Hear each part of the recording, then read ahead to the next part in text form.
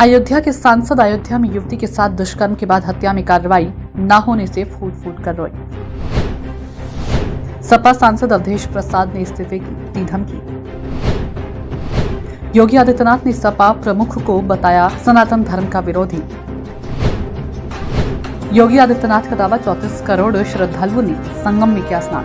नमस्कार, आप देख रहे हैं सत्ता की परख। यूपी के सीएम योगी आदित्यनाथ को सपा ने कटघरे में खड़ा करते हुए गंभीर आरोप लगाए। धर्म विशेष के लोगों के घरों को जरा सी बात पर बुलडोजर चलाने वाले तथा चोरी की घटनाओं के खुलासे के लिए मुठभेड़ में पैर में गोली मारने वाली पुलिस दुष्कर्म के बाद हत्या के आरोपियों पर कार्रवाई न किए जाने से समाजवादी पार्टी खासी खफा है।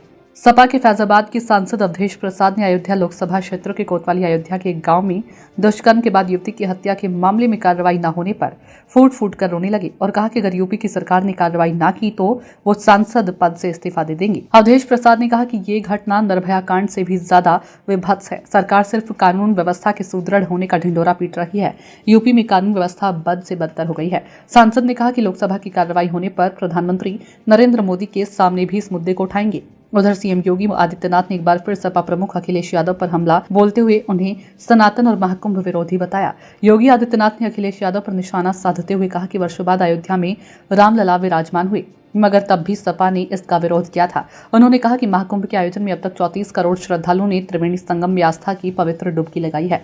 मिल्कीपुर विधानसभा उपचुनाव परिवारवाद और राष्ट्रवाद के बीच है। योगी आदित्यनाथ ने कहा कि समाजवादी पार्टी सनातन का विरोध करती है। अखिलेश यादव के 2 महीने के ट्वीट देखिए। सदी के सबसे बड़े आध्यात्मिक और सांस्कृतिक आयोजन महाकुंभ का सिर्फ विरोध किया है। अब तक 34 करोड़ से ज्यादा श्रद्धालु त्रिवेणी में डुबकी लगा चुके हैं। कुंभ में उपराष्ट्रपति और 75 देशों के राजदूत भी आए। पूरी दुनिया महाकुंभ में आ रही है, लेकिन यह सब देखकर उनको पीड़ा हो रही है। जब भी सनातन धर्म का मान बढ़ता है तो हर भारतीय का सीना चौड़ा होता है, लेकिन समाजवादी पार्टी और उनके नेता को तकलीफ होती है। तो वहीं समाजवादी पार्टी ने योगी आदित्यनाथ पर पलटवार करते हुए कहा कि महाकुंभ के नाम पर अपनी झूठी तारीफ करने वाले मुख्यमंत्री हजारों करोड़ रुपए की बंदरबाट कर रहे हैं। आज तक कुंभ की भगदड़ में मारे गए लोगों की सूची उपलब्ध नहीं करा सके तथा न ही मृतक श्रद्धालुओं की संख्या बता सकी है।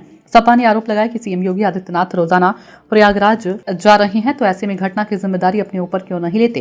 कुंभ में अव्यवस्थाओं के लिए योगी आदित्यनाथ स्वयं और उनके चहेते अफसर जिम्मेदार हैं। योगी आदित्यनाथ को ऐसे समय महाकुंभ में श्रद्धालुओं की मौत का दुख नहीं है, केवल उन्हें मिल्कीपुर चुनाव जीतने के लिए किस प्रकार जनता को भय दिखाकर धमकाया जाए, बस इसी कारनामे को अंजाम देने में लगे हैं। तो वहीं समाजवादी पार्टी के प्रवक्ता ने कहा कि जो जितना बड़ा ज्ञानी होता है वो उतना ही चुप रहता है, इसलिए हमारे यहाँ मौनी और मुनि की परंपरा रही है और कलयुग में सब उल्टा हो रहा है।